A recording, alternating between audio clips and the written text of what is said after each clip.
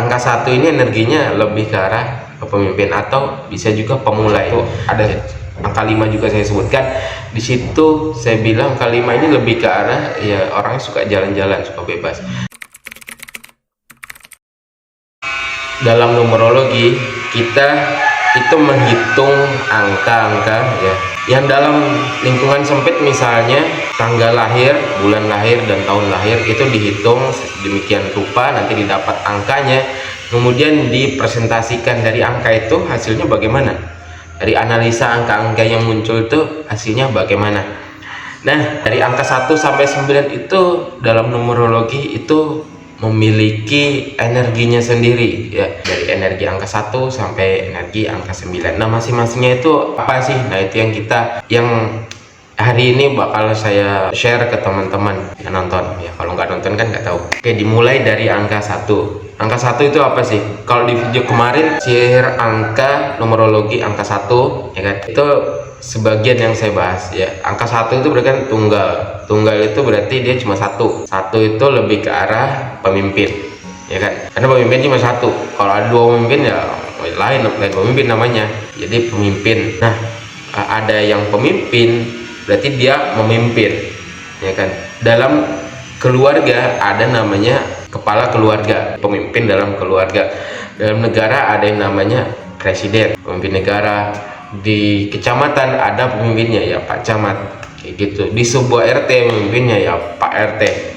Nah, itu dia itu pemimpin, dan jiwanya itu ya angka 1 ini energinya lebih ke arah pemimpin atau bisa juga pemulai ya. Dia yang memulai sesuatu, karena sesuatu itu kan mulainya dari angka 1 kan kayak gitu.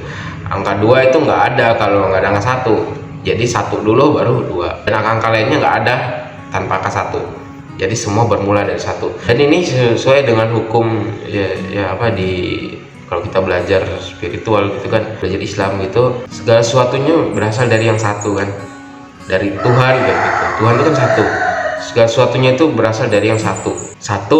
Nanti ada 2, ada 3, ada 4, ada 5. Nah, jadi ya ada Tuhan, nanti ada makhluk dan lain sebagainya, seperti itu ya. Jadi angka 1 itu lebih ke arah pemimpin atau pemulai. Kita lanjut ke angka 2 ya. 2 berarti kan ya, ada yang berdampingan nih, ada berdampingan. Dia itu lebih ke arah energi angka 2 ini lebih ke arah juru damai atau pendukung ya. Artinya nomor 2 ini 2 ini kan ada satu sama 1 ya. Ini satunya ini lebih ke arah mendukung yang 1 tadi.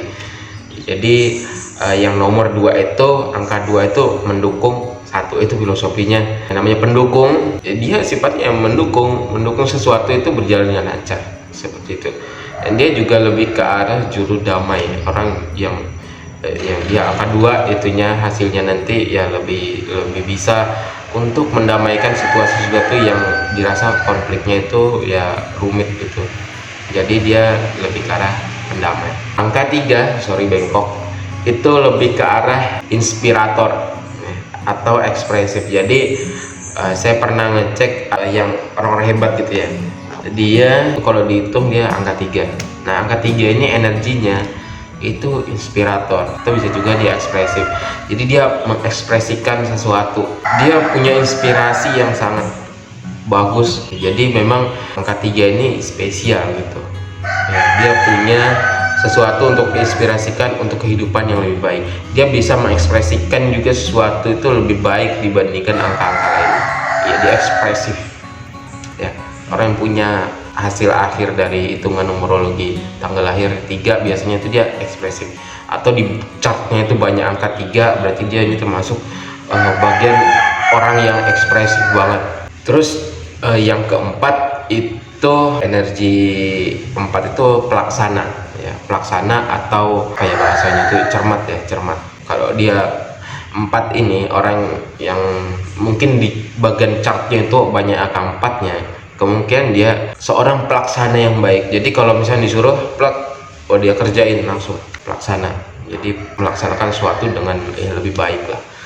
Itu energi angka 4. Jadi kan ada orang itu ya, ada orang yang Kalau disuruh dia lamban kayak gitu. Nah, lamban maksudnya dia bukan tipe pelaksana. Dia nggak cermat. Cermat itu teliti gitu loh. Cermat itu teliti. Kalau ada sesuatu yang nggak bagus ya dia bisa menanganinya kayak gitu. Itu energi angka 4. Oke, kita lanjut energi angka 5. Energi angka 5 ini lebih ke arah orang yang fleksibel. Kemarin kayaknya saya sebut di video sebelumnya yang sihir numerologi itu nomor 1 ada angka 5 juga saya sebutkan. Di situ saya bilang angka 5 ini lebih ke arah ya orangnya suka jalan-jalan, suka bebas. Nah, memang angka 5 ini energinya lebih ke arah jiwa petualang ya. Jiwa petualang. Jadi dia emang suka jalan-jalan. Emang ada beberapa orang yang saya cek ini orang emang sukanya jalan gitu loh, suka berpetualang. Jadi suka jalan jauh gitu. Nah, saya cek tanggal lahirnya emang bener dia ini punya jiwa yang petualang, yang energi hasil akhirnya itu 5, angka 5 nya itu ada di bagian chart hitungan numerologi tanggal lahir itu tadi. Jadi emang kayak gitu. Jadi orang ini yang kita nggak bisa kalau misalnya ada sesuatu disuruh berdiam itu nggak bisa, mungkin harus jalan kayak gitu. Nah, harus jalan jauh, berpetualang, jalan-jalan. Dan itu orangnya fleksibel, nggak terikat sama sesuatu kayak gitu, dia nggak suka. Contohnya itu saya sendiri ya. Nah, emang saya ini hasil akhirnya itu angka 5. Nah, angka 5 ini emang saya itu suka jalan kayak gitu. Terus nggak suka aturan yang terlalu ketat, terlalu kuat itu. Ya, mending keluar aja lah dari kayak gitu tuh. Fleksibel aja. Yang penting tujuan harus capai. Itu dia. Oke, kita lanjut ke numerologi angka 6. Angka 6 itu lebih ke arah 66, penyayang atau pengasuh. Jadi kalau ada orang yang hasil akhirnya itu angka 6 atau di chart di belakangnya itu banyak angka 6 nya, jadi orang ini tipe-tipe pengasuh, tipe-tipe penyayang. Ada hewan sayang, ada hewan dirawat gitu kan, dikasih makan. Sama adik bayi ini senang gitu.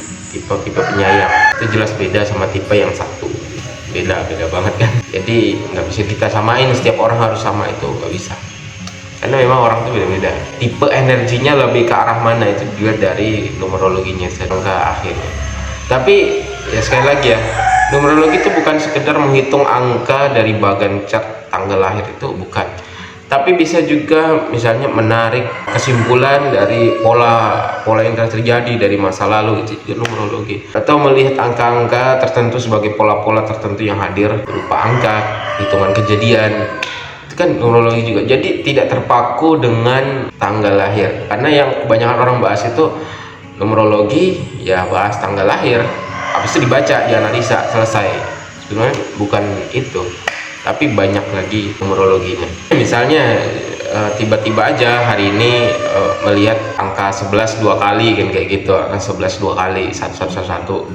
Terus ada lagi tiba-tiba ini di sana iseng ngitung, loh kok dapatnya ini angka ini lagi kan, kayak gitu. Nah, itu kan bagian dari numerologi, terus dianalisa kenapa kan, kayak gitu, ditarik kesimpulan ke belakang apa yang terjadi. Kalau 111 itu kalau artinya ya angelic number, itu nomor angelic, nomor malaikat. Ya kalau dibahas di sini ya bingung, nanti coba lah, nanti ikut kelas aja, kelasnya orang tuh banyak di luar sana ya. Oke, kita lanjut ke sekarang nomor 7 ya. Nomor 7 itu tipenya dia pemikir ya. Orang-orang tipe 7 ini tipenya dia pemikir, orang yang suka berpikir, atau dia filsuf ya, pemikir, filosofis. Coba kalian cek orang-orang yang di luar sana, dia itu memang pemikir atau seorang filsuf, tanggalnya kira-kira bener nggak nanti angka 7 nanti didapat hasilnya ya gitu. Tapi nanti saya ajarin gimana cara nyarinya di video selanjutnya nanti ya. Oke, itu dia. Jadi emang dia ini sukanya mikir ya, mikir sesuatu hal sekecil apapun dipikirkannya. Karena kadang ini buruknya energi angka 7 ini ya, apa-apa mudah kepikiran kayak gitu. Kadang yang sesuatu yang nggak harus dipikirkan tuh dia pikirkan, padahal itu nggak penting gitu loh. Kayak hari itu ada salah satu keponakan saya, dia tuh kebiasaannya nggak tahu ya, dia tuh termasuk generasi Gen Z, apalah itu ya. Dia tuh tipe-tipe generasi gini, dia itu suka overthinking, itu dia sukanya bahas kayak gitu itu loh. Saya juga heran kenapa sih lagi. Dan kebelakangan ini banyak orang-orang yang ngakunya dia overthinking, padahal ya itu bukan sesuatu yang harus di overthinking kan, kayak gitu loh. Harusnya kan kalau overthinking itu sesuatu yang bermanfaat gitu ya, ada solusinya nanti. Oh begini, kayak penemu-penemu di masa lalu kan kayak gitu. Dia memikirkan ya memang sesuatu yang harus dipikirkan untuk, karena dia penasaran terus dapat sesuatu yang wah nanti hasilnya.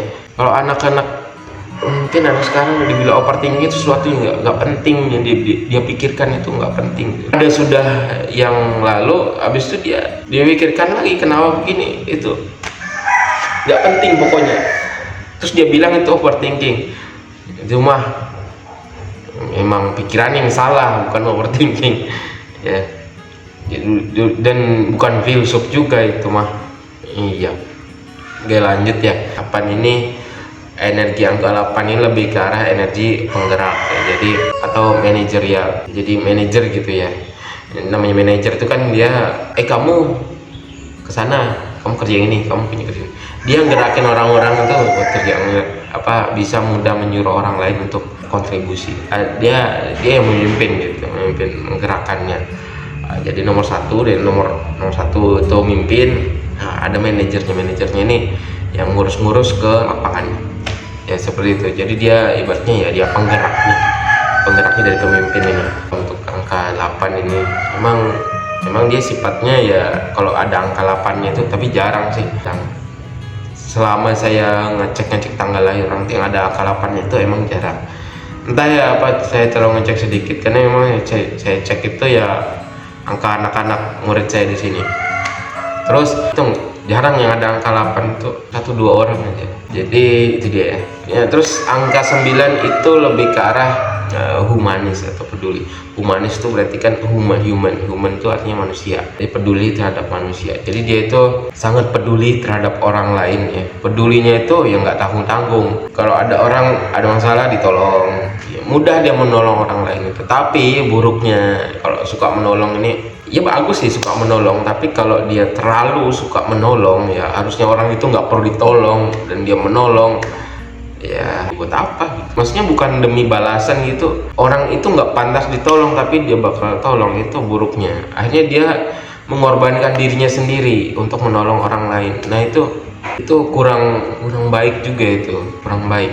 Yang harusnya kita save energi kita menjadi untuk diri kita sendiri, tapi malah kita buat nolong orang yang ternyata orang itu seharusnya tidak patut ditolong.